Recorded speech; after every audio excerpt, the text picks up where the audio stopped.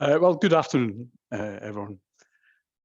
Here are some of the highlights of my past 12 months as BSBI Scottish Officer since last year's Scottish Botanist Conference. I've got 20 slides for 12 months in a bit less than 20 minutes. So December last year, late December, early January, we held the New Year plant hunt.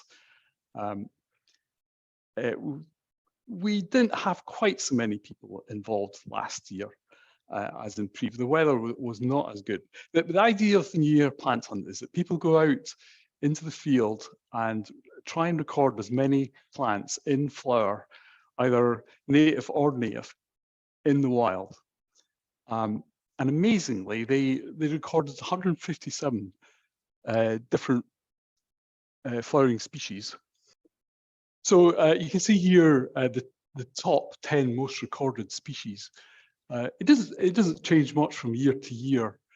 Bell's perennis was most recorded, followed by groundsel and gorse, second equal.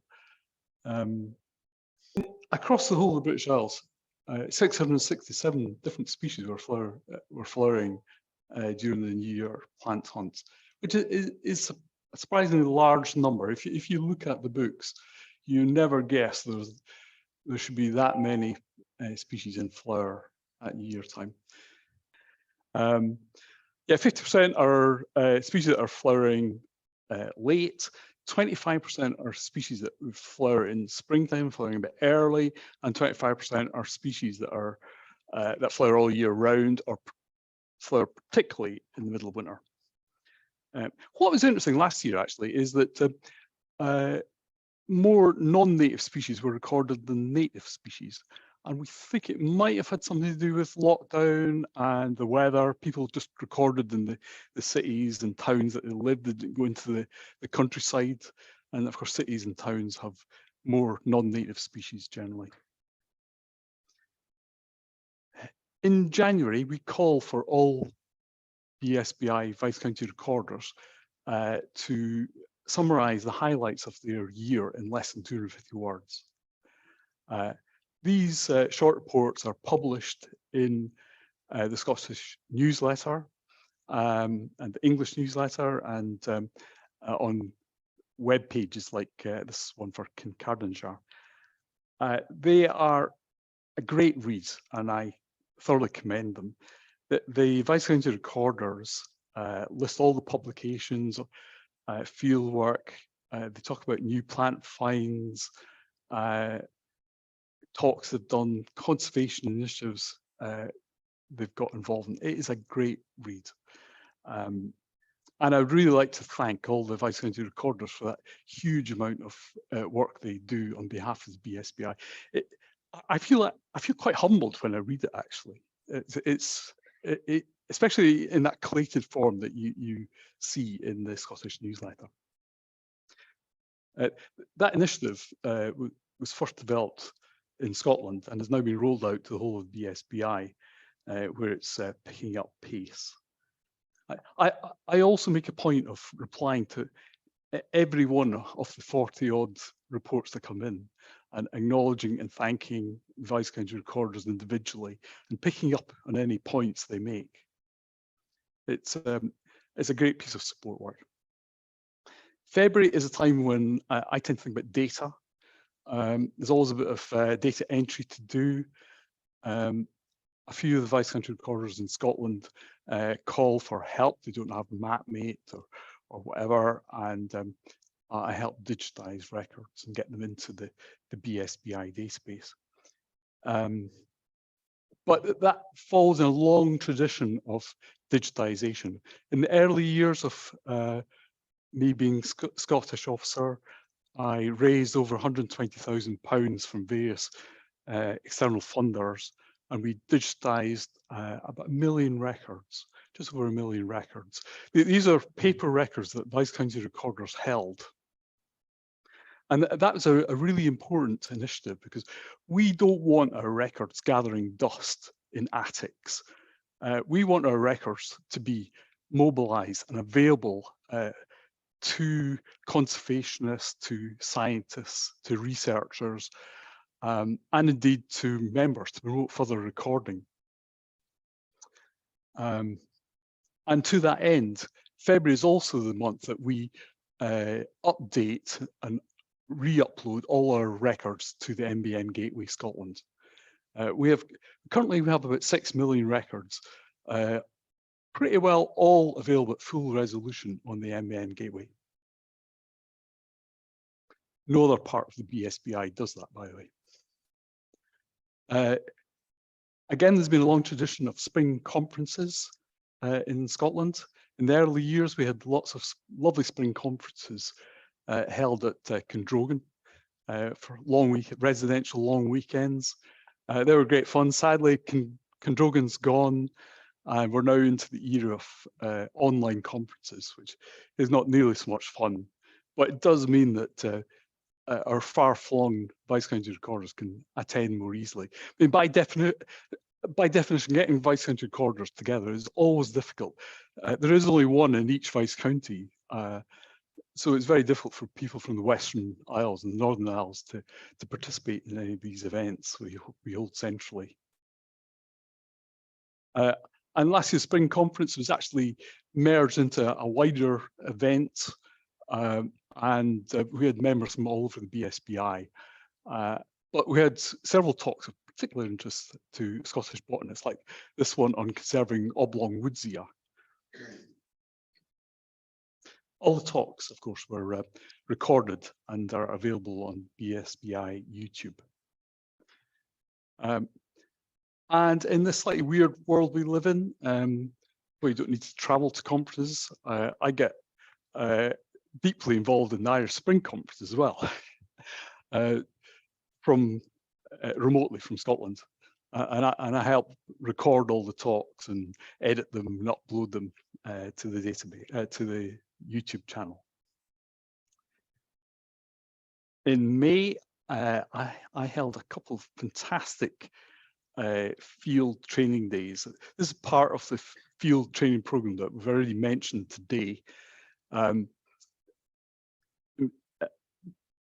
The outreach committee organised workshops and lots of field training days, and these two events were part of that program. I held one training day, sorry, on Arthur Seat here on the left, and what a brilliant place Arthur Seat is for training. All these lovely species. Here's Fort Spleenwort, Splenium septentrionale, Lichnus fiscaria, sticky catchfly, Minuartia verna, Sabulina verna, I should say, purple milkvetch, adder's tongue. Just fantastic, and also easy to see. And the second day, for the first time ever, I used the gardens here at Abergee as a training resource, and that was brilliantly successful as well. And there's a surprising number of species that grow in the garden that if you saw them in the true wild, you would get your notebook out and take a detailed good reference of it. Things like Adoxa, Town Hall Clock, Toothwort. There's also Goldilocks buttercup growing in the garden. So I had a fantastic, and the important thing about both these field meetings is that they were designed for people who have never been on a BSBI field meeting before. I gave them a particularly warm welcome and explained exactly what was going on and gave them lots of feedback. I sent a list of all the records we'd made with English names back to them after the event and got great feedback. I think we need to do more of those sort of feedback. Oh, okay. Right, we searched for Diapensia. It's a bit of a long story, but I'll cut it very short. Diapensia was photographed on a hill near Arsaig a few years ago. The person who did so was unaware of its significance, but didn't know exactly where he had photographed it. So groups have been back. The thing about Diapensia is only known from one side of the whole British Isles. So this is a possible second site. So despite police type searches crisscrossing the summit plateau, we failed to re-find it.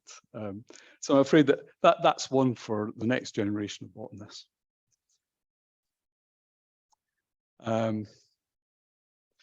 Every year in the past 14 years, we've held a recording week. One of the earliest was to Corrour, which is a estate on the West Highland line near Fort William. There's the boundary there.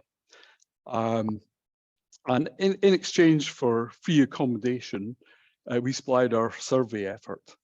And the idea is that every day we went out in small groups to record everything we could in 2 1-kilometre squares across the estate. We hired we found a volunteer cook.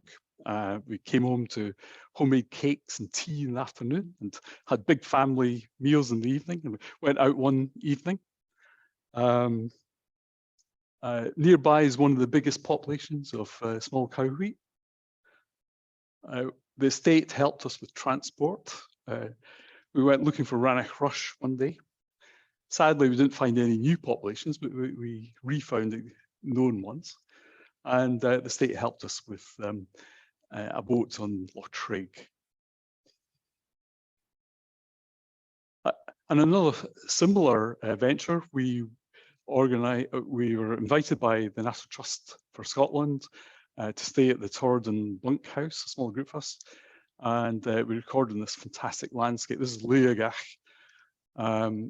where we found or refound Saxifraga rivularis, Brook saxifrage, first time since about 1968, I think it was.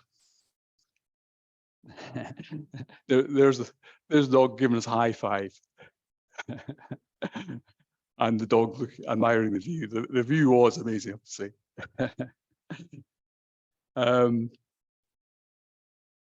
I think I'm overrunning. Yeah, okay, all right, I'll just, a few more minutes. Okay, well, I've skipped on to October. I spent most of October preparing for this conference. And I really hope you enjoy it.